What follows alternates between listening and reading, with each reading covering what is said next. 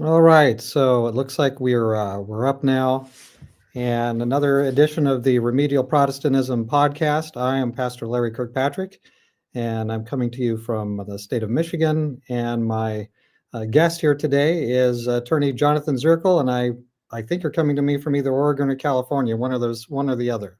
California today. All right. So Jonathan has done a lot of work with religious exemptions and things in recent time, um, and so anyway, we're looking at a case in New York, which just came out with a ruling, and I'll try to sort of summarize it here, and then we'll crack right into it. But you might be familiar with the Amish faith. It is a sincere people with strong, sincere beliefs, and there's a lot of things that they choose not to do. One of the things that many Amish choose not to do is to be vaccinated for various reasons. Now, the state of New York has had a religious exemption from 1960s on up until I think it was 2018, or I think it was 2019, which was removed. And there's actually several states that recently have removed the religious exemptions. California removed it in 2015, New York, Connecticut, and I think there's a couple more have been removing it. And so anyway, what happened, there's these private religious schools in New York State, and they didn't want to force their children to be vaccinated because the whole school, is pretty much populated by Amish children. And so some of those families had that kind of conviction. So the state of New York said, no, you must vaccinate or your children cannot attend even your private school. And so they appealed this thing, and then this went up to the second. Jonathan, you might be able to help us straighten out. It went up to the appeal court in the federal, and it lost. And I believe that ruling came out on March 8 or March 9 here anyway, just the other day. And so now the schools are facing a $118,000 fine for the few days that they were operating where they had students that didn't have the exemption. So we want to look today here now at some of the significance of this and what's going on, and the removal of the religious exemption and how it might affect some of us. Yeah. So Jonathan, I think you've been reading up on the case also, and we've talked about it a little bit before coming on the air here. Is this just an offhand thing? Is this just kind of a strange glitch that happened, or is this something that's happening on a broader scale? And does it or does it not have implications for other Protestants or other Christians of any variety that might feel that they have a conscientious conviction that's religiously based that they wouldn't want to receive a vaccination? Yeah, so I spent some time reading this case, looking at some other cases, kind of just refreshing myself so I kind of know the state of the art as far as the vaccine law. There's a lot of different issues we could talk about, but this case is very much in the mainstream as far as what I would expect out of any of the circuits. There's only one of the cases I read today, I believe it's the companion case to this. So cases sometimes develop companion cases, and this one's definitely got one of the companion cases, I would call it. And when you read that opinion, they cite there's only one case that they can find in the entire United States that actually went against the ruling in this particular case. But there are some interesting wrinkles for anybody that's really interested in the law, and I think we should get to those. But I think I don't know if you want to kind of go through and maybe talk a little bit about what this case was really about. I think getting it so that we understand what the legal arguments that were made and what the court said, I think can help us a lot in understanding the implications of this. Right. So a lot of this is going to it did boil down apparently to the greater good, the public health, stating that the government has a compelling interest in basically squeezing people to do what they regard to be the public good. And of course, that comes up against the constitutional question, the First Amendment questions, and the question of closely held religious beliefs. So you'll kind of have the ultimate clash here between these two different viewpoints about what the better approach is. My understanding of the New York case here is that there's two parts in the legislature, as in many states, that in both cases, the one part of the one body, 40 some percent voted opposite, but the winning side removed this clause, a clause which said that the they still maintain a medical exemption. If you can get a doctor to sign off for you to have a medical exemption, then you're exempt. You don't have to receive their shots. In this case, there was a measles outbreak in 2018 and 2019, somewhere in there. And arising out of that, there was lobbying for this removal of this religious exemption, even though it was like less than 1% of their school children, which would seem like a very small amount to go after, 0.8 or 0.74%. But anyway, they did. Well, but the problem with that, look at it, is this is an Amish school. And so while it was only 1% or less of the entire state of New York, all of them were together in one school. Right. So the state of New York said no, and then they slapped them with this big fine. The fine is maintained because they lost at the federal level. Right. So, yeah. And by the way, I've also served on school boards for a number of small schools. Maybe you have as well. I don't know, but $118,000 in fines, even if you split it among 3 schools, that could be enough to pretty much close your school. Oh, absolutely. Especially, it can absolutely be that way. Yeah. The operating margins are very, very skinny for the schools that I've served on the school board. Yeah. So, I don't know if they have recourse potentially to go to the Supreme Court. Well, they do. I think what we ought to do, if you have the time, is we ought to kind of step through their argument a little bit. Right. Okay. Well, I actually have here, if I can put it on the screen like I intend to do. Actually, let's see here. How about here?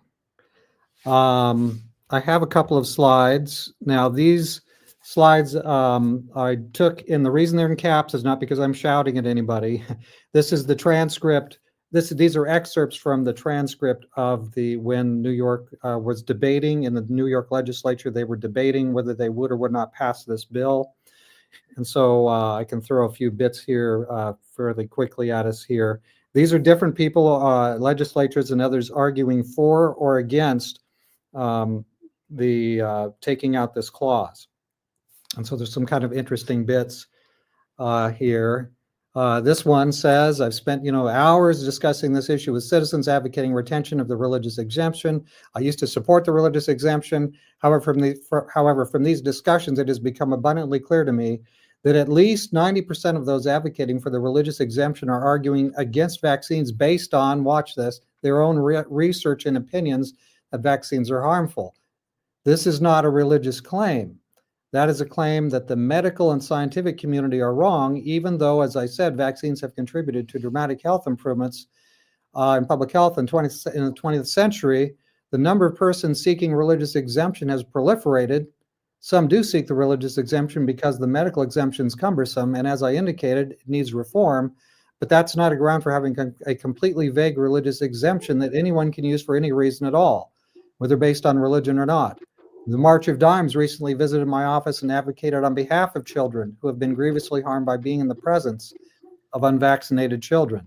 I agree with the March of Dimes that vaccination is for the greater good of the public. So here's the first one or two or three of these I thought I would share. So they say they used to be for the exemption, but they say that, I think it's back here, right? Their claims are not religious because they're looking at medical and scientific items, and as they look into the matter, they read those things, and so somehow their claims are not actually religious claims. I wonder if that's a legitimate. Is somebody jumping through, bypassing some logic here? How is it that that if I have a religious conviction, that if I happen to look at something that's I'd be looking into that, wouldn't I? Is to see if this is right or wrong. Does Well, that mean that it's not a religious argument anymore? I think that depends a lot on who you are and what your religious beliefs are. If you look traditionally, I have a little bit of sympathy for the legislatures on this, but not much because they need to educate themselves. But if you actually look, a lot of there's been various kinds of religious objections in the past. Sometimes they're based on the fact that these vaccines are made on abortifacts, things from that resulted in were used from an abortion. Yeah. So you have that. You also have a kind of religious belief that says it's kind of an anti-medicine belief in general. And what it says is that God's providence, God gives diseases, God takes away diseases. We should accept God's providence in these things. So there's that kind of a thing. What I think is interesting is there's certainly the Seventh-day Adventist belief. And I don't know how much to impute this to other groups. And I don't know, with my research, I couldn't tell how far this belief went back in time as far as other Protestant groups. The other Protestant groups certainly got on board with this particular argument. And I would say it was used at least half the time with the recent COVID vaccines. And that is that our bodies are the temple of God. And is that because of that, we're supposed to take care of them intelligently. Right. And so, and this is not, I can't tell how much this belief has been used in the past and how much of this is something that's just coming up now. It's not emphasized in the literature from the past, but it's one that I think is certainly true. And this is the one that I constantly advocated for my clients to use.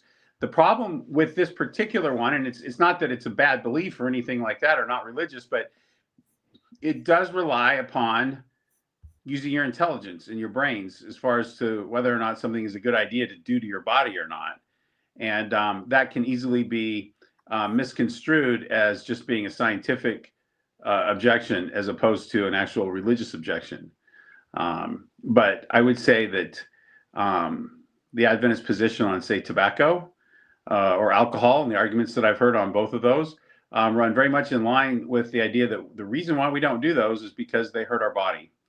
And so the idea that maybe we're not going to take an experimental shot because we don't think that's the smartest way to go, that can go, very much religion. The other thing that I would say is this idea about safety and efficacy. These are really, really old debates. And, the statement that you just read here is kind of, it says right here is that vaccines have contributed to dramatic improvements in the public health in the 20th century. Well, that certainly is not it may be a widely held belief, but it's certainly not a universally held belief. And what I think is particularly interesting is because of the recent events that we've gone through in the last 5 years, people have actually gone back and looked at that. And more and more we're finding out that maybe not. Maybe these things haven't helped too much. And Right. so anyway, that's just, there's so many different ways we could pick apart what this person had to say right here.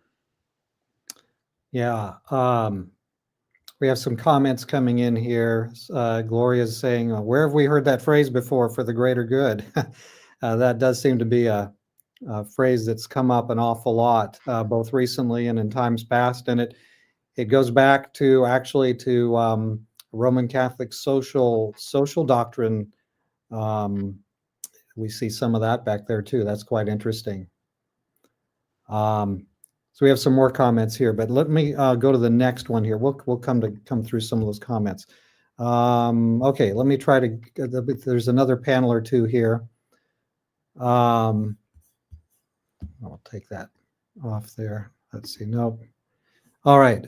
The number of persons seeking, this is from that testimony again when they were debating whether they would remove this from the law in New York. The number of persons seeking religious exemption has proliferated. Some seek it because the medical exemption is cumbersome, as I indicated, and that she says that needs reform. But that's not a ground for having a completely vague religious exemption that anyone can use for any reason at all, whether based on religion or not. Maybe I did I give that slide already? The March of Dimes. Yeah, we read this one already. I just make one comment about that. Is I was reading the literature, and it's also in one of the cases that I read today. Normally, for any particular vaccine, there's between 1% and 2% of the general population will object to taking that vaccine for whatever reason. And I'm talking about this in the context of schools. During the COVID pandemic, there was a stated goal of having no more than 4% of people object to this. So this was definitely an underlying issue. And what it goes to is that it's not so much about the arguments and who's right or wrong as the goal of achieving the 96% vaccination rate. Yeah. Here was another comment from that testimony. This bill, which was prompted by a number of cases of measles having broken out, I've heard no evidence that any of these measles cases were related to somebody who was not vaccinated because of a religious exemption. And somebody was saying, you know, why are we dealing with this tiny percentage religious exemption when we don't even know that these cases can truly be linked with this big measles outbreak that they had in 2018? That was kind of interesting. Let's go on here. Now this one, I think I've got two panels on this. This one is, or maybe three. This is very interesting, I thought, because, you know, we have this question of science and scientism. Okay, so science, I don't think there's anybody too much who disagrees with science. You know, you measure things, you check them out. We all benefit from science. We're happy with science. No, there aren't too many people who are truly anti-science, but scientism, and I've got J.P. Moreland's book here, Secularism, Scientism and Secularism, where he goes through and kind of wrings some of this business out. He says that scientism is basically this viewpoint that it turns science into a philosophy, and basically the label science is the only way you define what reality is. And basically everything else is in a separate category of stuff that doesn't really count. And so it's a change in valuation, how you value things. And a lot of people maybe have been programmed into, maybe some of us who went to the public school, the state schools growing up, really what a lot of us got over the years was basically a philosophical belief in scientism. We might need to unpack that a little bit further. But anyway, this made me think, as soon as I saw this, that we're talking about maybe scientism. So this person is arguing, again, I think this is 2018, maybe it's 2019. It sounds like it's maybe an older generation person, but here's what they say. I rise on the bill to say that I believe in science. I'm old enough to have been around when polio was a real threat. It wasn't that long after World War II, and we had a president who'd been afflicted as a young man with polio. And while it was managed so that people didn't know that he was mostly in a wheelchair, we were aware of the fact that polio was a terrible disease. We knew about the iron lung that made it possible for some people to breathe, but it didn't make it possible for them to have a mobile life. So, and there's many arguments I left out here, but they're arguing from all these impressive things to them. So I believe in science. While science is somehow, despite all the advances of the 19th and 20th century, here we are in the 21st century where people from the president on down are somehow calling into question. I think this is under Trump 1, right? Yeah, it would be. From the president on down are arguing, somehow calling into question the thing that has made life so much better for so many of us, science. So I believe in science. I do not believe in mob rule. I believe in people's passions. But when their individual disbelief in science is likely to impact other people who for many reasons are not able to have a vaccine, and then she lists a bunch of business here. She says, I'm unhappy. You know, she doesn't believe in mob rule, but she doesn't like vague beliefs in non-science. Let's see here. Okay, so that's the same business there. Yeah, believing in both science and in doing things for the greater good. I applaud the sponsor who's taken an incredible amount of unjustified abuse for believing in the greater good and the public and the need for public health. So here are some of the testimony. There's a lot of people standing up in the legislature arguing passionately in favor of science, science, science. Well, And when we come it, to religion versus science, it's pretty clear which way to go to well, them. it's clear that they're having a religious belief in science. You say that word, I believe, I believe. That makes it really clear. And the other way you know for sure that this is a belief in scientism is that it's very interesting. There's an attorney by the name of Aaron Siri, and he's done some work on these vaccines and shown how little of actual long-term research has been done on them, which means that the only kind of belief you can have is a belief in faith, a faith-based belief in these vaccines, because they actually haven't done the long-term research to show the safety of many of these vaccines that are being used in the for children. Right. And in particular, this has to do with the MMR, the measles, mumps, rubella, I think it is. And there's been some serious question about that over the years. Probably that's too deep of a trail to go into for us tonight. But sure. But anyway, there does seem to be substantial reason to look more closely at that particular treatment or vaccination, and before you start poking it into your lovely children's arms and everything. So just to kind of make sure you know what you're doing. But anyway, some of this does look like it's very much a religious thing, and if it is a religious thing, then then it becomes very interesting, because they were one religious, I'll say religious viewpoint, is taking away another religious viewpoint and saying, you can't do this, but we can. It's just kind of interesting piece. I think I have two more slides here that I want to share too. And this is a different person. Yeah. So this person is, I'll just read it out here. While I sympathize with those who have legitimate health concerns and feel that the current system provides no medical recourse, who feel that the current system provides, my vote today does not reflect a sense that they and not society's interests should prevail. Freedom to peaceably assemble does not mean that we can block health clinics. Freedom of speech does not mean you can say anything, anytime, anywhere without consequences. Freedom of religion is not a safe harbor for personal preferences or even for a substitute for scientific. Let me take that thing down so we can read it here. No. Okay, there we go. Not a safe harbor for personal preferences or even a substitute for scientific disagreement, legitimate or not. But this measure has a fatal flaw in my view. It makes no provisions whatsoever to respect deeply held, well-founded religious beliefs that conflict with the public health obligation. It doesn't even try. Even though I support the goals of this bill, I find it my obligation to make no law prohibiting the free exercise of religion. The first commitment we ever made when we walked into this room, these legislatures are saying, she says, or he says, is that Constitution, and that constitutional prohibition tells me, in fact, it tells all of us to vote no. So this person is saying, I'm a legislature, I kind of like the goal of, good public health, but you're not even trying to do anything for a religious exemption. You're going to take it away. And this person is saying, our very first commitment is to uphold the Constitution. No matter what the outcome of that is, this person says, I couldn't vote for this. And this must have been one of the 40-some percent that voted against removing the religious exemption from the bill, from the law, rather.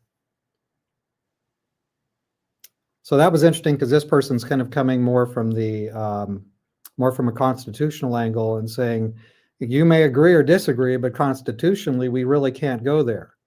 And yet the other arguments, I believe in science. I believe science. Science seem to have been coming from I don't know that you could say quasi-religious. You're really coming from a belief in the philosophical idea that science, or what's labeled as science, and as you said, some of these things that everybody says are true, have been proven to be true.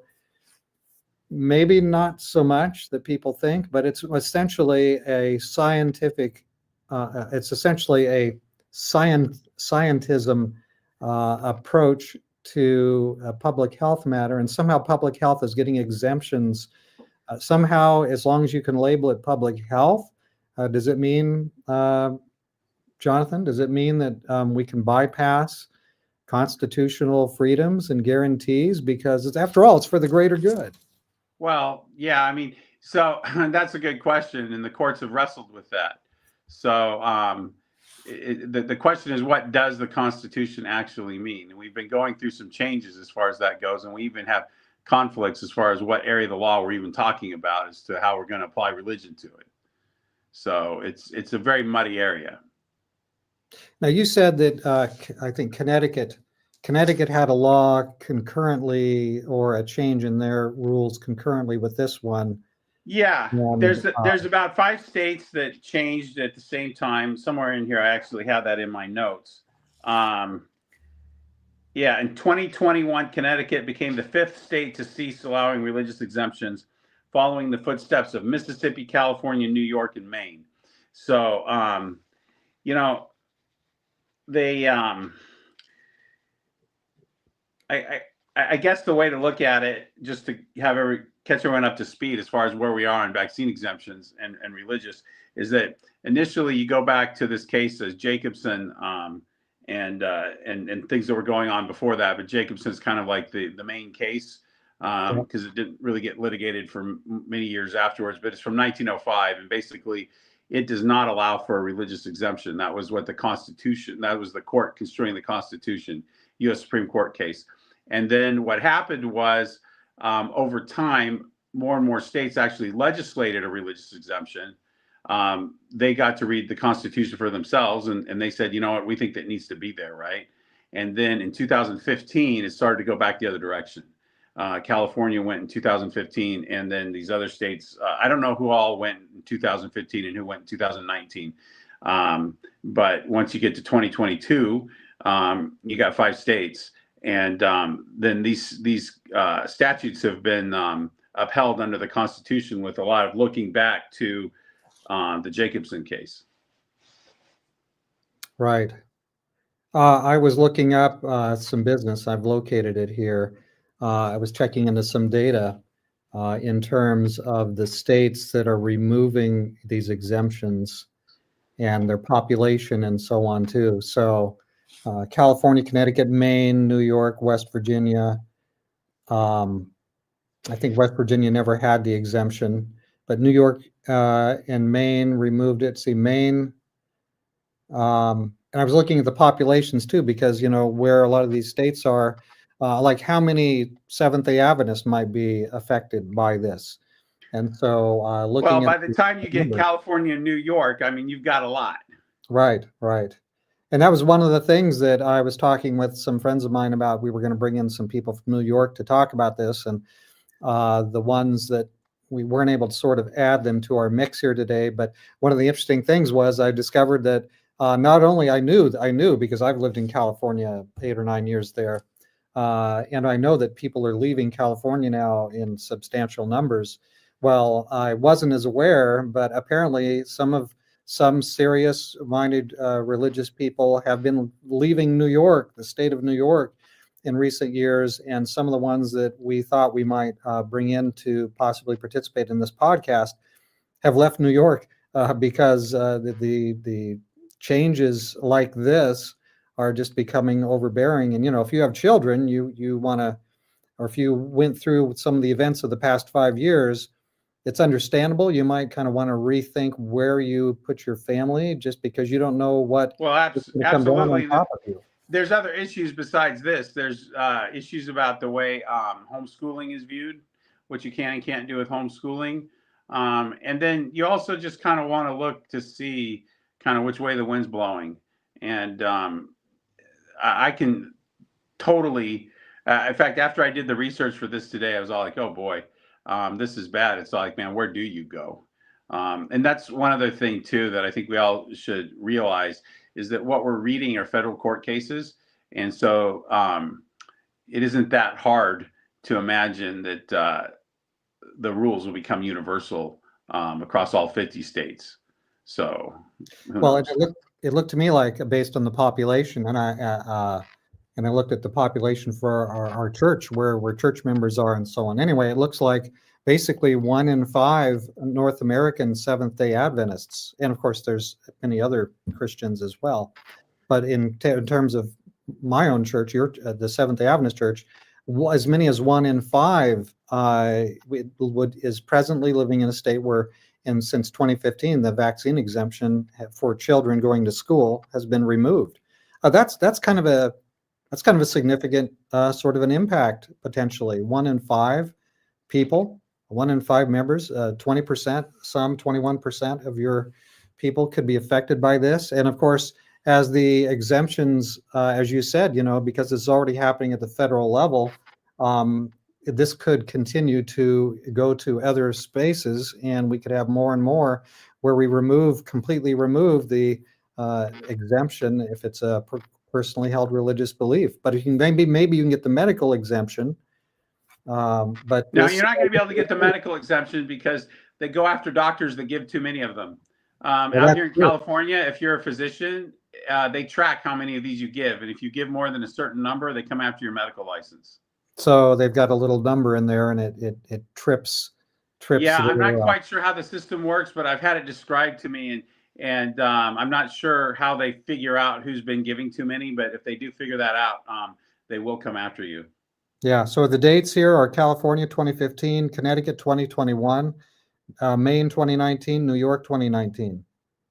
Yeah, and there's one other thing to know about the medical exemption. With the medical exemption, the doctor's only supposed to give it to you if he has a reason to believe you will have a reaction to a specific ingredient. And they pretty much got it to the point where you had to have had a prior reaction to a specific ingredient. But if you look at these vaccines, they got ingredients listed are a mile long. In fact, sometimes they don't even disclose what the ingredients are. And so the idea that, you're going to study yourself to find out what you're exactly going to react to or not, it gets to absurdity. And the other thing too is that if you have, let's just say that you do have a demonstrated reaction to one of the ingredients. Well, that's okay because they've got another vaccine that's very similar with very similar ingredients, but not exactly the same ones. And so therefore you shouldn't get your exemption. So we're just going to basically experiment on people, and when we see 18 people fall down over here, yeah, maybe we'll look into it. It's really quite crazy. You see people, they worry about, they go to the store and they read the ingredients list on the food they eat. But that's nothing. The dangers there are nothing compared to the ones on the vaccines that they put directly into their bloodstream. Yeah. But the doctor just says it's okay, and so that's no further thought. Give me the donut. Well, the doctor's caught in a bind. Because if they say, you know what, we don't think it's a good idea, it's like, we don't think it's a good idea that you should have all of these many different ingredients in your body. If the doctor says that, he's in jeopardy of losing his license. Right, and there's his whole career, and he probably owes a boatload of money. Exactly. So it's hard to find a doctor that is willing to stick his neck out. You got to find a few people that maybe are end of career kind of folks that figure they don't have as much to lose, or a real special kind of a person, Right. I looked up a few other things here. I wondered, where are these large pharmaceutical corporations headquartered? Because it seems like, although I don't know if there's any evidence for this or not, but for this to all be pushing in basically the northeastern corridor, especially, you've got a lot of pharmaceutical companies there, and the people who are elected to be legislators and so on. Are they just elected randomly because a few people made a donation, or are they receiving a lot of money? I'm sure that the pharmaceuticals companies with their donations and everything have their tentacles everywhere. They don't want anyone standing out. I'm sure their tentacles are everywhere. Well, listen to this. Pfizer's headquarters are in New York, Johnson & Johnson, New Brunswick, New Jersey, Merck, Rahway, I'm probably pronouncing it wrong, New Jersey. There's one here in Chicago. Moderna is Massachusetts, Bristol Myers, New Jersey, Eli Lilly, Indianapolis. A lot of these, though, are coming right out of the Northeast. New York, Connecticut area, that whole space. And so it's just kind of interesting to see that piece of overlap. I also did a little search and was seeing here what we might say about influence from, kind of the northern tier, northeastern tier. Why would this potentially be a mindset? And a few little notes here, I think we already know. People in this area tend to prioritize the common good. It's a holdover from Puritan communalism. They value herd immunity over personal or religious exemptions. And then here's another one, New England's early emphasis on education. Bred a respect for expertise. In Connecticut and New York, lawmakers leaned on doctors and data. Measles cases spiked 30% from 2016 to 2019, CDC stats, and they use that to justify mandates. And so people in this area trust in the state and science to know best. And then there's pragmatism and so on. So anyway, it does seem like people who are just trying to keep to their own business, like these Amish parents and Amish schools. I mean, they're already having a separate Amish school, but now the state has bear down on them and said, without this approval, your child cannot attend your private religious school in this state. And now they've lost and then been fined all these boku dollars. And unless they appeal further up and go against the grain, the way things are going, and maybe they would lose at that level and owe even more money that they may not be able to exactly afford. So these are interesting bits to have a time when your closely held religious beliefs don't seem to be respected in some areas. Yeah, definitely. And this is even before, the crisis in 2020 and 2021 and 22. So this is, the timing is also just sort of interesting as well. And of course, today in Texas and in some other places now, there's a whole new giant concern over new outbreaks of measles. So if you're a vaccine manufacturer,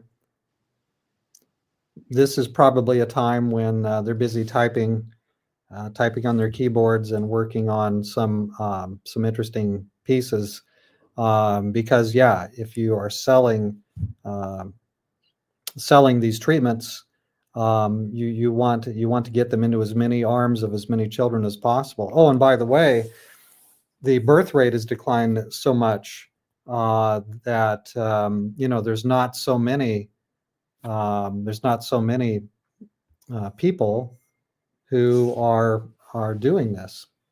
So it looks like we've lost Jonathan for the moment. We'll watch here and see if we can get him back on Steam here, back on board.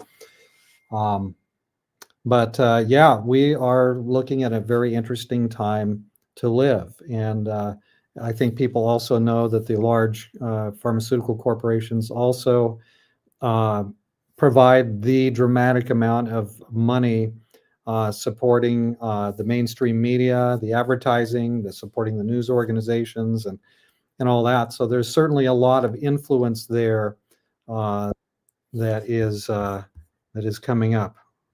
All right, here comes Jonathan. He's coming back. Yeah, sorry about that. I have to say, I've heard other people complain, and I'm not quite sure what's going on, but I'm using an Apple phone, and I feel like since we've gone to iOS 18, it's very unreliable. And so if I get a phone call, it kicks me out of you. And I'm very sorry about that, and I hope no one else will call me. But anyway, there we go. Well, welcome back.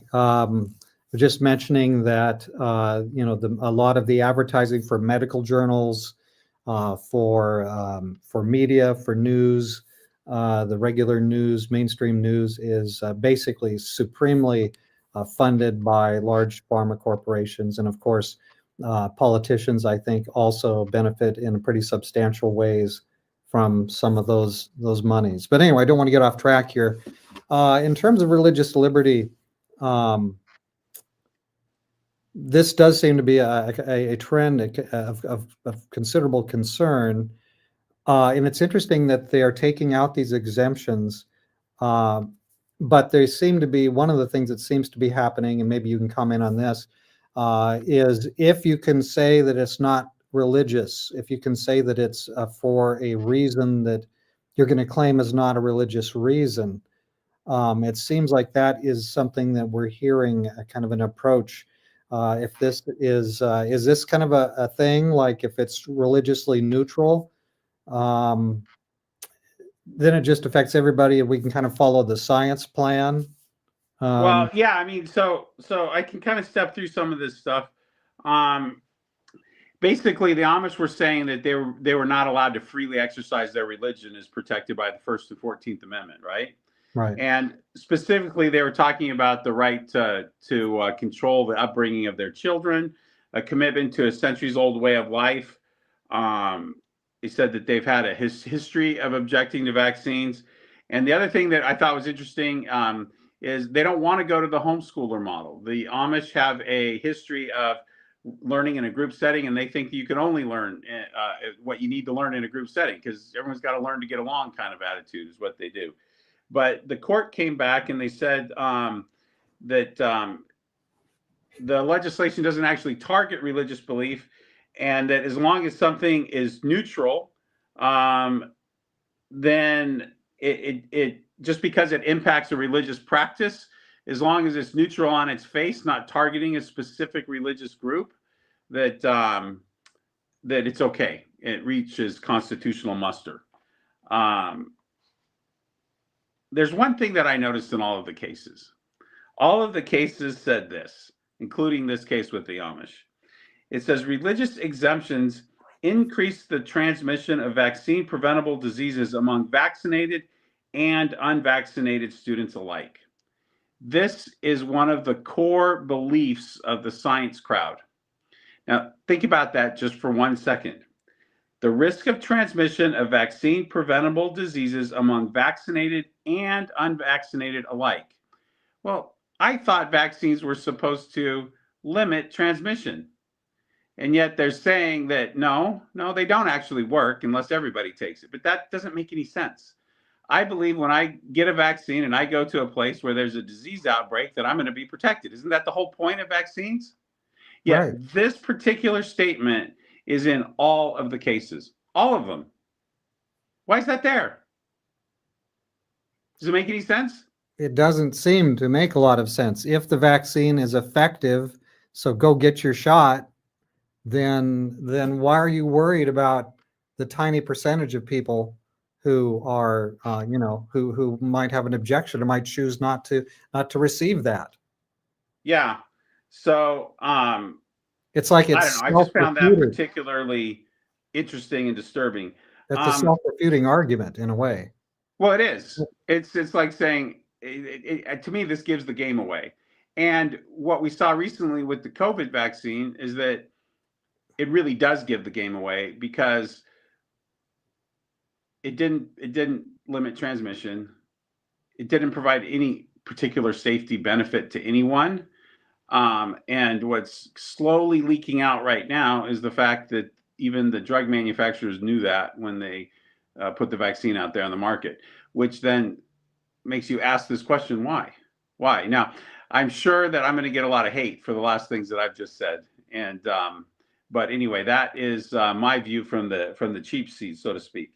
Another thing that I would like to point out is that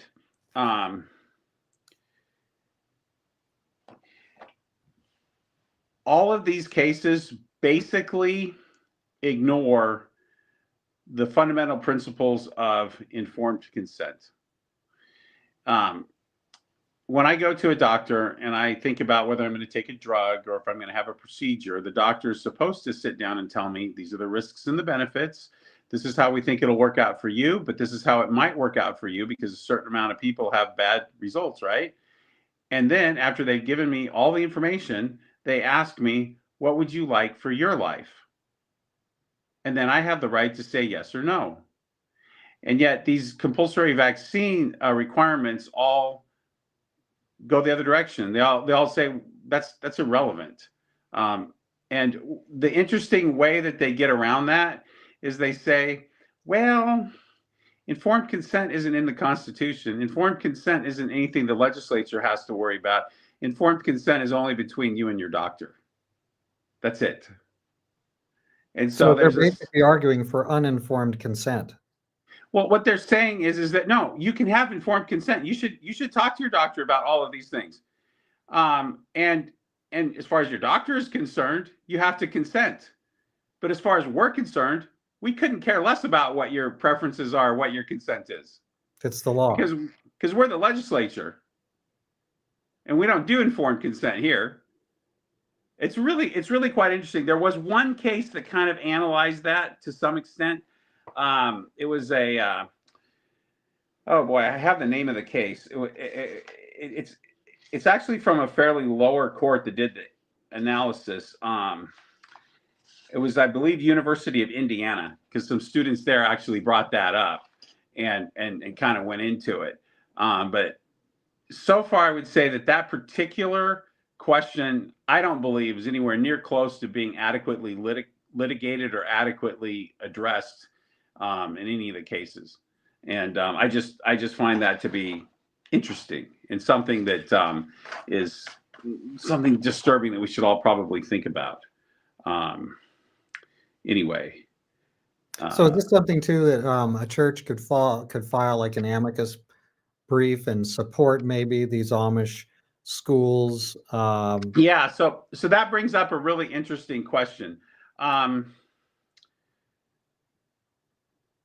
Well, before we go there, I'm trying to decide exactly whether to go into that. More bits on this before we get there. Yeah. I want to bring up another case that I think is informing what everybody thinks about this, that's actually going on in the background of the court procedures. And that's the Dobbs case. I don't know how many of you remember Dobbs. As soon as I mention what it's about, you'll remember. Dobbs is the case that overturned Roe versus Wade. Okay, so is this, what year is this again? Oh, what was that? What was that, about 2 years ago that Roe versus Wade got turned over? Yeah, I think, and then we had quite a lot of chatter at that point. Yeah. It was kind of like the sky is falling, but it wasn't the Dobbs case the one in which they turned this back to the states. They didn't say you can't make these rules. They just said this is going to be not going to be a federal thing now. We're going down a notch. This is going to be a state thing. So basically what Dobbs did is you have to back up and go where abortion rights came from and the history of abortion rights in America. Initially, abortion was illegal in America, pretty much outlawed everywhere. There was, I don't know if there was a time when there was 100% outlawed or not, but whatever the case, it was outlawed typically. And then it was during that time of being outlawed, everyone read the U.S. Constitution and said, well, it's not in there. It's just not there, right? And so then what happened is Roe versus Wade comes along, and Roe versus Wade says, no, it is there. We think that people have a privacy right, and they read something right into the document that wasn't there. Right. Okay. Right. And the conservatives and the more strict constructionists on the court spent the all the way until the Dobbs case complaining about the fact that it's not there. But what's interesting is so that happens. I'm not quite sure. I wish I should know this, the date for Roe versus Wade. But what's going on is you got civil rights are developing in a lot of other areas at the same time as the Roe versus Wade. And you actually see this high watermark in the 1960s, which is also a time when it's a high watermark also for vaccine exemptions. And so the different state legislatures are writing in these religious exemptions. Okay, so moving forward, the court had to wrestle a lot with Roe versus Wade and everything that was going on, and they developed something called the Lemon Test, which I won't go into, but it was basically a multi-pronged test to try to determine whether something was religious or not, and whether it was something, a right that should be afforded to people. Dobbs comes along, and Dobbs does this. Dobbs says, Roe versus Wade was wrong. It's not in the Constitution. And in the process, they kind of, well, this is actually, in the process of overturning Lemon, you have this statement here that says courts have consistently rejected the notion that there is a fundamental right ingrained in the American legal tradition to avoid vaccination. Okay, so this is a vaccination case, but it goes into what Dobbs is going on doing, and this is a really, really recent application of it. How can I explain this? The way to understand it is that what the Supreme Court has done is they go back and they look and they go, is there a consistent American legal tradition to have this right recognized? With abortion, it was easy because they could look back and go, no, it's not. Abortion, there was no consistent legal tradition to recognize this right of privacy. This just came up in like the 1960s, and we got abortion rights. It was just manufactured out of that, right? And so now they're taking and applying the same line of reasoning to vaccinations. And so that's why they're applying a test of historical practices and understandings to see whether or not something is worthy of having a religious exemption. So it's not a constitutional argument, really. It's a pragmatic argument from history. It becomes a very pragmatic argument. And then you can go back and you can look at cases like Jacobson from 1905 and go like, yeah, I mean, we've been doing it. And really, this goes on a long time ago. If you poke around, you can find these early cases. I mean, America had just barely become a country. Right. And people were tossing bricks through mayor's windows because the mayor was saying everybody's got to get a smallpox vaccine. And one of the things we sit back and we go today, oh, we're so smart. Smallpox vaccine saved so many lives, saved everybody, blah, blah, blah, blah, blah, right? If you go back to the time when they're giving these smallpox vaccines, a lot of these vaccines were actually, they would look at people and they'd be like, oh man, if you had an easy time getting over the smallpox, we'll get your strain of smallpox. We're going to put it in a vaccine and we're going to give it to everybody. And so they're actually passing around live smallpox viruses and seeing what happens. And that's what constitutes a vaccine. I mean, the science on this stuff is so weak, but it's going back to 1800. This is the era where George Washington probably died because they were bleeding him. Vaccines go back that far. And yet we have this idea that vaccines are just safe and effective. And yet we don't really have all the research on it. And one starts to begin to wonder why we don't have more of the research on that. How do we know? I mean, I'm sure we're going to be blasted, or maybe this will even be taken down. Oh yeah, I'm sorry. I'm going all out. That's sorry. okay. This is what I've learned over the last few years. Whatever happens. But how do we know that our moms and dads and the people that came before us, how do we know that their big absolute definite clarity that science, I believe in science, here's all these, science has saved all these lives through this vaccination and that treatment and blah, blah, blah. How do we know that that wasn't a generation of people who through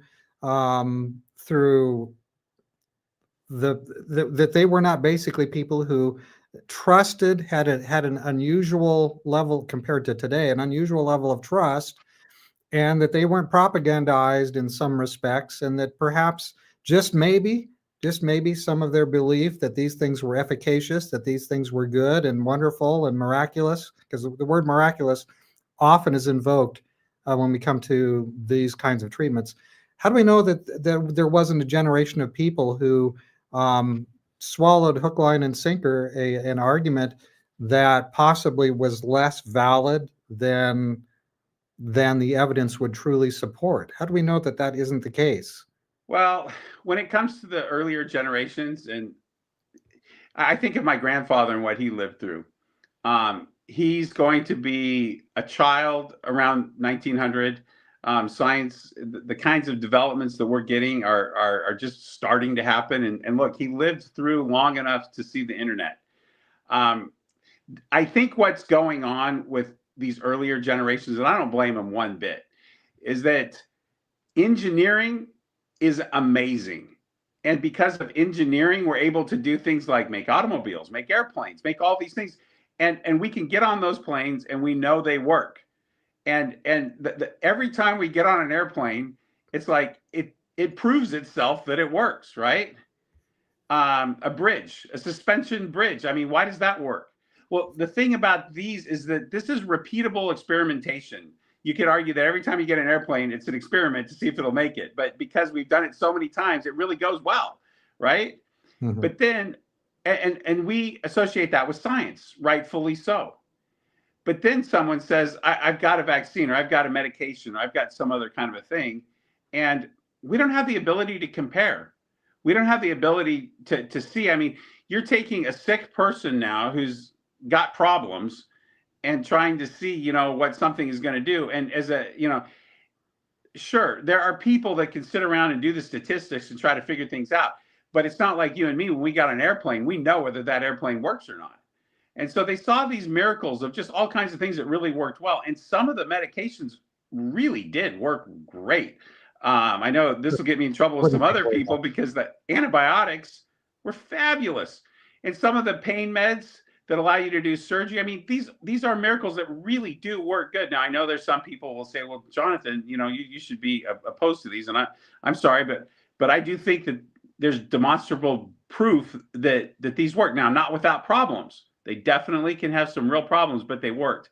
And so I think it's easy to draw someone in. In fact, I believe it's this kind of science that also drew people into believing things like evolution, something that cannot be reproduced at all.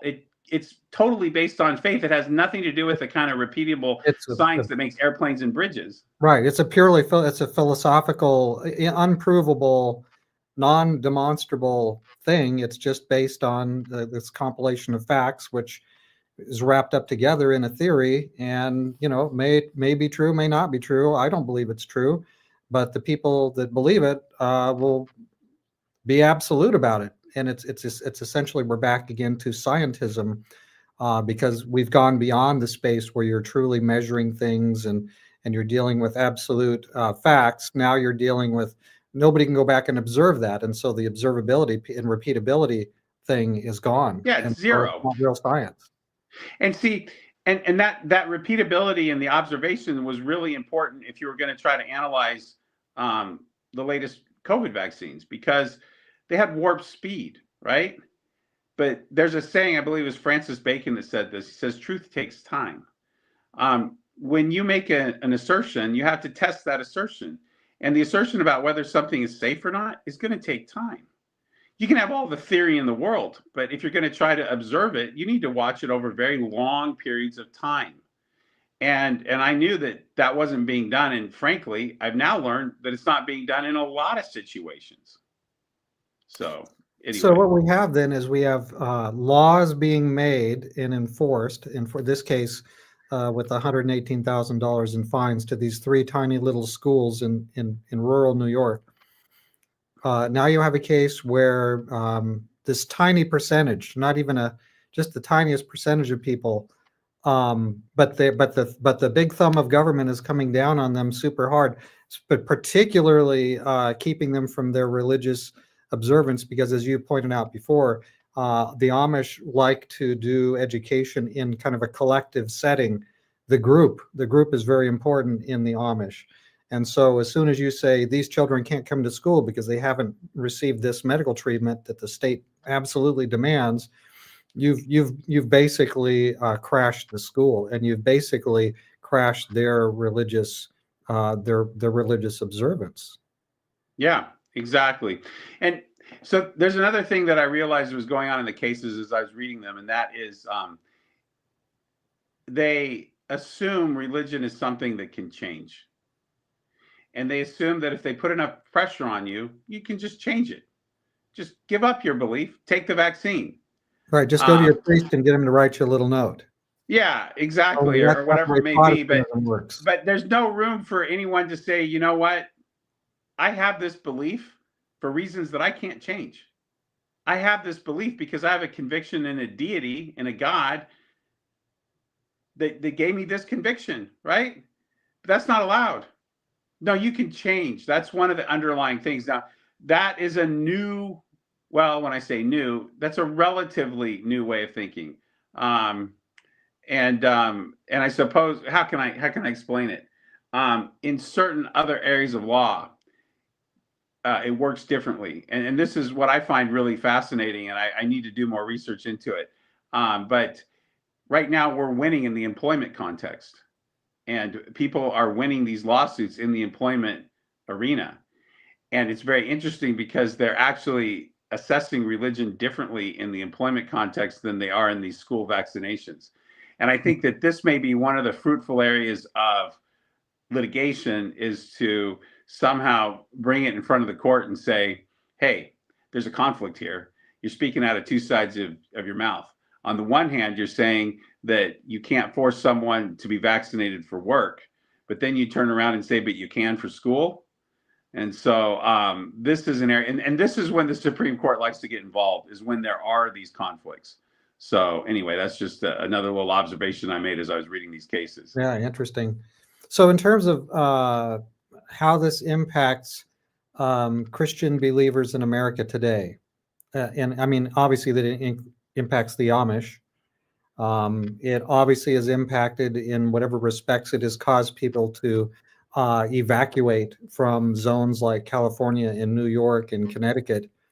A kind of a reverse flight kind of a thing, where people are leaving some of these states where these, if I can call them oppressive philosophical impositions are happening.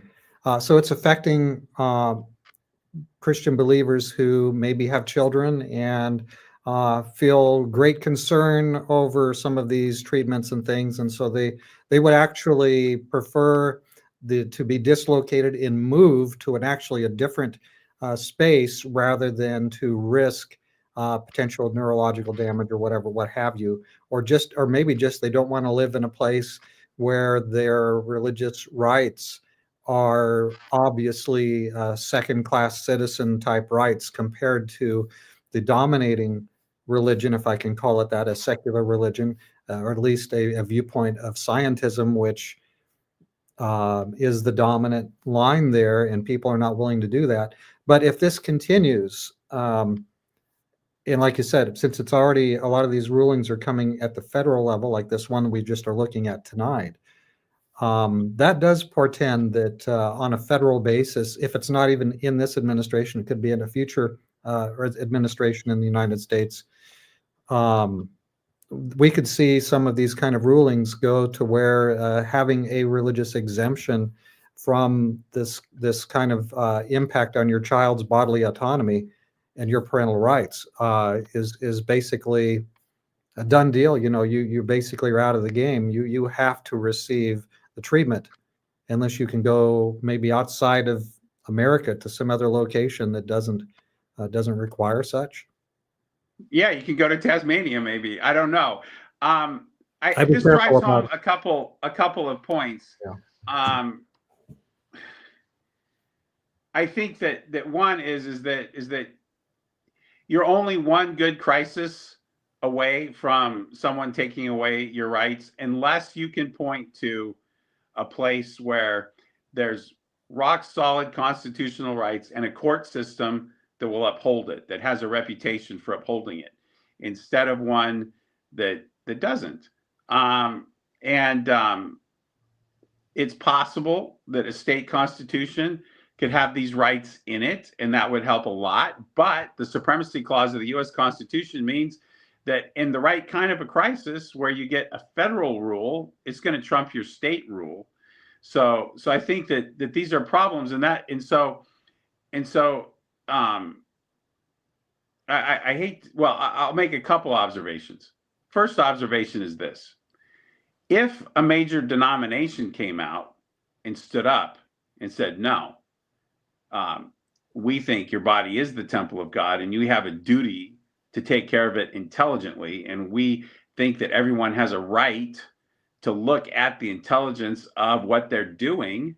I know a denomination that holds that belief. Oh, I know one too. At least it says it does. If a major denomination would do that, it would make it very hard for the courts to make the kind of statements that they're making now. Now, the longer a denomination waits to stand up and do that, the more court cases we have where the courts are going to become more entrenched in their position. And so you could easily get to the point where it's kind of too late. But certainly a major denomination, especially one that operates a very large healthcare system that is intelligent on the science, so to speak, that could actually be very, very valuable.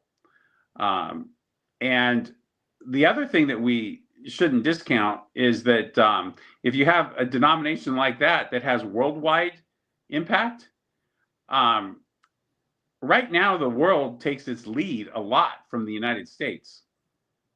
However, I believe if you had a voice in other parts of the world, maybe one where you operate a lot of hospitals and you're well thought of, you might find that other countries would go other directions. And then you might find your people have a place they could even go to. Interesting. It is an interesting idea, isn't it? It's an idea that possibly there could be a denomination that heaven put in a pole position, to the front of the pack, that has the potential that you're describing. It would be interesting if such a group exists, and if it were to actually have the wherewithal to, well, first of all, I guess they have to have some degree of clarity. They can't be a denomination which is, I don't want to say infiltrated, but which is tainted with scientism. Right. Exactly. And so that denomination would have to take a long, hard look at itself on a lot of different issues. But I think that eventually it could be a light shining in the wilderness that would attract people, thinking people from all around the world that are concerned about these things. And it could definitely conjure up a lot of interest. And I'm sure that there's a devil that doesn't want that to happen. So that would be the number one thing that I would be. The second observation I would make is that I think this is a time when everyone has to look at themselves personally. You've got to go look seriously in the mirror, and you got to ask yourself, hey, what do I believe, and why do I believe it? And then you got to ask yourself that again and again and again, because you're going to ask the next question, and that is, am I going to compromise my belief to get along? Am I going to compromise my belief to keep my job? Am I going to do it to help my kids get their career? Where do I draw the line? What do I stand for? And I think that this is something that people have to do as individuals. And as that happens, I think that individual can also be that bright light. And you don't really have to have a denomination being the light. The individual can certainly do that and certainly be the light in their own personal community. What did you think of this? We had it on the screen a minute ago. Let me see if I can drop it on there again. Yeah, there it is. What about this business about the constitutionality of these kind of laws? Removing a treatment like this, an exemption. Are we really in a is this really a constitutional matter? Is this really a religious matter? I'm curious, just in the most explicit way, whether we think these things, are we talking about a constitutional matter? Are we talking about an actual matter that is truly religious? Even if somebody says, I have these opinions, I believe my body's a temple of the Holy Spirit, but based on maybe these scientific things I've read, I'm doubting that I want to do this. It seems like it could be very dangerous. Are we talking in the religious, just for clarification, are we talking in the religious realm? It seems like we are. Are we talking about constitutionality? Well, let me ask you this question. If I came up to you and gave you a pack of cigarettes and held a gun to your head and said, you need to smoke these. In fact, I'm going to come by every day and I expect to see all of these cigarettes smoked. You need to smoke a pack every day. Here you go. Otherwise, you can't be here. You can't be part of this group. Do you have a religious objection to that? Or is that just some kind of a science thing? I think I do have objections to that on religious and constitutional grounds. Absolutely. And if you look at the whole constitutionality thing, it is difficult because if you there's all kinds of different philosophies of how you're going to construe the Constitution. But I look at it this way. If there is someone who has a bona fide religious belief that they shouldn't do it, just like I have a bona fide religious belief not to smoke a cigarette, okay? If you have that bona fide religious belief, then the Constitution says that you should be able to exercise that belief freely. It's not one that's hurting anybody else, and I should have the right to do that. It's there. The problem is that the court can't decide if it wants to believe you. You know, I was thinking about bringing this up, and I'm gonna bring it up. There's a phenomena in human thought that I think applies to the courts as well, and it goes along these lines. Your emotions determine what you want to do or not want to do, and your logic actually follows afterwards, and it rationalizes what you've done. Right. They've done research on this. It's really quite interesting. There's this thing called the elephant and the rider, and the idea being is that if you have someone riding an elephant, they kind of follow where the elephant goes, and sure that they might be able to control it from time to time, but basically the elephant's going where it goes. And what was really interesting, it says the elephant represents your emotions, instincts, and automatic processes. Basically, the intuitive gut level stuff that drives most of what you do. The elephant is big and strong and impulsive, and it's been shaped by evolution. They go on all this other kind of stuff. It's the evolutionary theory, but you can test it, right? It says the rider is that rational mind, the part that thinks, plans, and analyzes. It's conscious, deliberate side of you that tries to steer the elephant. The rider likes to think that it's in charge, coming up with the logical reasons, but it's much weaker than the elephant. It can guide the elephant if the elephant's in a cooperative mood, but it can't force the beast to move where it doesn't want to go. Sounds like you're reading Kahneman or Haidt. What's that? That's Kahneman or Haidt. I just read him. What was this guy's name? It's something called the Righteous Mind. Yeah, that's I can tell you the name of the guy. That's another Jonathan. Yeah. So they actually studied that out. They would do some split brain studies and stuff to try to actually figure out if this hypothesis actually made sense, and it does. And I think that there's actual philosophical and religious concerns and all this other kind of stuff, which is, I think, really important why we need character development, because that trains the elephant, right? Mm-hmm. But what I think is going on in the courts is that the courts are working just like the human mind does. And so we can come up with these great logic, but it's a little too late because the court's going to go where it wants to. I think this is kind of a pessimistic way of looking at things. In fact, my law school professors at this point would be having a lot of issues with me. But it's just very hard to see it much any other way. I feel like the courts are going to go where they're going to want to go. And I feel like they can come up with the logic afterwards. In fact, I believe it was in that the thing about the elephant and the rider. Yeah, it's talking about the rider here. It says, the rider's job isn't really to choose the path. It's more like a lawyer or a PR representative explaining and defending what the elephant already decided. I think that's the society we're living in today. And I think that there's plenty of room for a lot more logic, and I'm not as pessimistic about the elephant in our own personal lives, but in times of quick reaction and things like that, it's going to be the elephant. Sure. And this is why you have to have character development. And this is one of the beautiful things about the Christian religion. And because we know how to tame the elephant. It's called the Holy Spirit. but a lot of people in society are in fear mode, and then they're getting the fear mode stoked by all these big statements from government and other interested parties. Like in Revelation 18, we have the three pieces, right? We have Babylon, all false religion. We have the kings of the earth, kind of representing maybe the political class. And then we have the merchants of the earth, which kind of gets half the chapter of Revelation 18. And what we're talking about today, really, these large corporations that produce these vaccines, that's part of the merchants of the earth. You might not like it, I might not like it, but I think it's indisputable that these extremely wealthy corporations are part of the merchants of the earth. These three big clusters of blobs of power at the end of time. And so we see them there, and then God intervenes and destroys Babylon, and everybody's unhappy, and the end is there.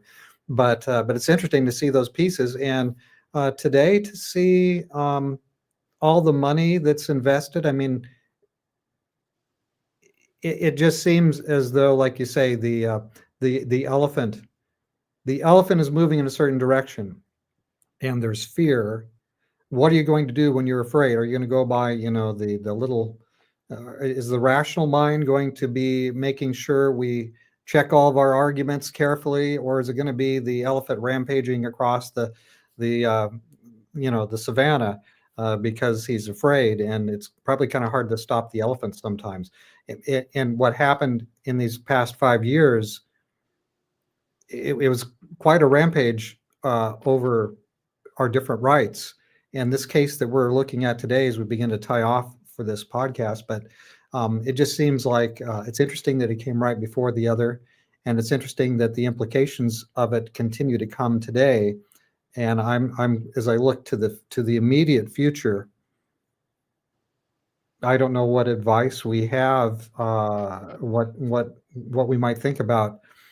This does appear to be a trend. When you have Connecticut, Maine, New York, California, and so on, have been removing exemptions that have been there since perhaps the 1960s or thereabouts, and now these exemptions are being removed. It just portends. It's interesting when we have so much control over what people think, and we have this if I dare say it one more time, this religion, secularist religion of scientism, which is basically a philosophy that science, it's got the label science, therefore it must be true. And it rules out the plausibility structures of anything like faith-based. Science is going to win every time, especially from a person who maybe doesn't have the kind of Christian religious convictions. But the Constitution is there supposedly, the machinery is there supposedly to safeguard that for us. But as you said a little bit ago, you need two things. You need a strong constitutional basis for your rights, and you need courts that are willing to, that are able and ready and willing to defend that. And it seems like the first one becomes questionable when you're driven by the elephant, and the second one becomes even more difficult when you don't seem to have, at least in the northeastern corridor here, Maine, Connecticut, New York, we seem to have some evidence right now that these kind of rights are being reduced to second or third class citizenship because the other is trumping it every time. Yeah, well, I think that and I think what we're called to do, and I can point to scripture about this, and that is there's a marketplace of ideas out there, and I think we need to be vocal. When we read in Revelation, it talks about prophesying again, right? That's the role of the remnant, is to be vocal and preach the gospel. And when you actually look and analyze, like in Revelation 18, the merchants of the world and all this other kind of stuff, this actually plays into that. I mean, even pharmakia is there, and it's all there. It's relevant, and the whole health message, the whole idea that our body is the temple of God and we need to care for it, and that we have a responsibility directly to our Creator for that, not to some government, but to our Creator, then this is good news, because this says something about the character of God. And we need to be out there preaching that, because right now people, I believe people kind of get their image of God a lot from what they see how the world works, when they see the way government works. And the first time you get a glimpse of it is the way your parents discipline you, right? But eventually you get another glimpse of it in the way you're disciplined at school, and then eventually when you're disciplined in the larger world underneath the governments, right?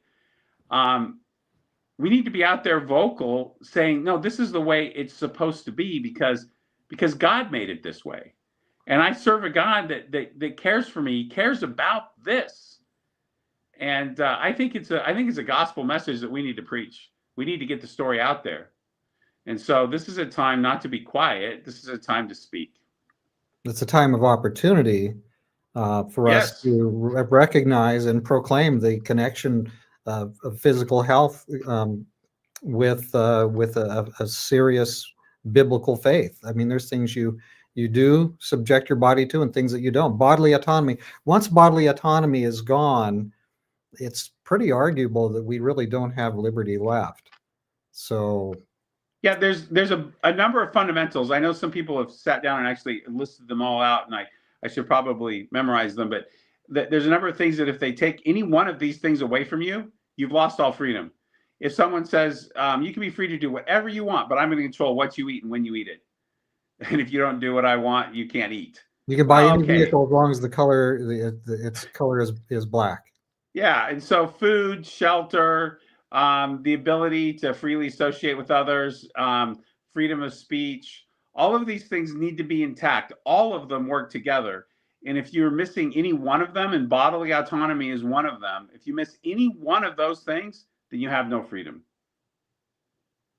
Well, to tie this off then now, closing thoughts about the situation for Amish believers. Well, not just Amish, any person of faith who wants to exercise a religious exemption in Connecticut, Maine, New York, California. Where does this leave them? This current ruling, March 8, 2025, religious exemption removed in New York. Well, I feel like we're living in a situation where everyone should view their religious exemptions at risk. We didn't talk about the employment context. We'll have to come back later for that. But certainly for your kids, it's at risk for everyone. And I read the Amish case. There's nothing particularly groundbreaking or different about it from any other case. So I don't think there's any particular vulnerability. If someone were to take it on appeal, I assume the Amish would probably lose. That's assuming you could even get into the Supreme Court. So I'm not terribly optimistic about anything in this case in particular, but I do think it sends a message to us, and that is that we need to get our voice out there. And one is filing amicus briefs so the courts know that there's more than one way to look at it. Another thing too, if you read these cases, it actually matters what the CDC says. The courts are relying on things like the FDA and the CDC. That actually matters. And, we could actually be going into these organizations and testifying, when they're making rules and things, they hold hearings. And we could be there explaining things about vaccine safety and things like that. And the fact that some of those safety things just aren't there. And so this stuff matters. So this is a call, I think, for engagement. And like we were saying before, if a denomination would engage, that would be powerful. Right. And I know of a denomination also that has a very large number of lawyers.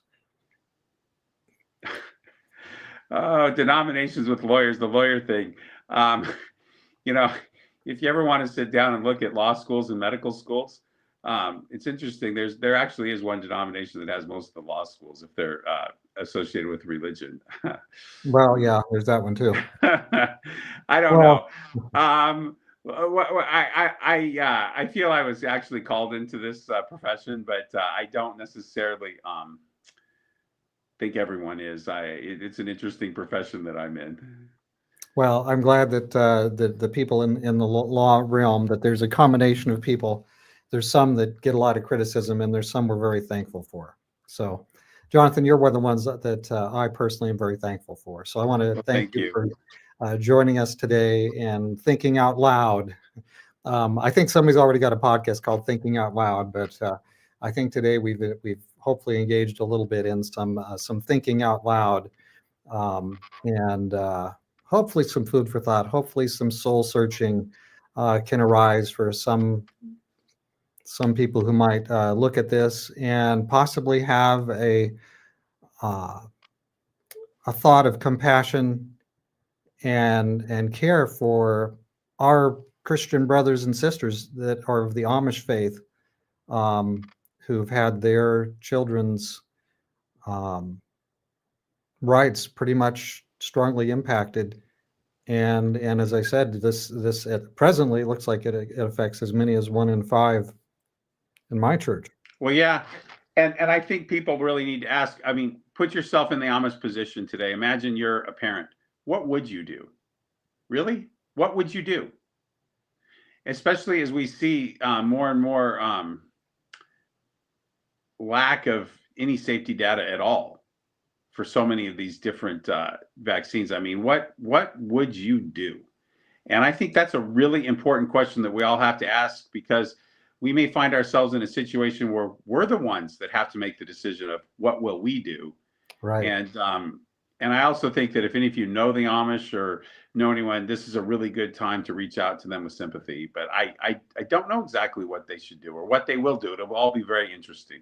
Well, some of us are much more portable too. If things became totally intolerable in the state where I live, I could, with some discomfort and challenge, I could probably move to another state.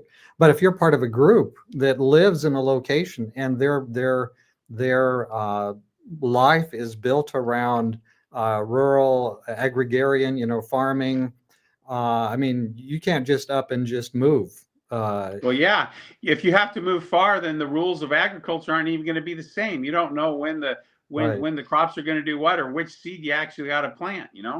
So this ruling in New York is actually an enormous imposition on this other religious community of people that I think we should have care for.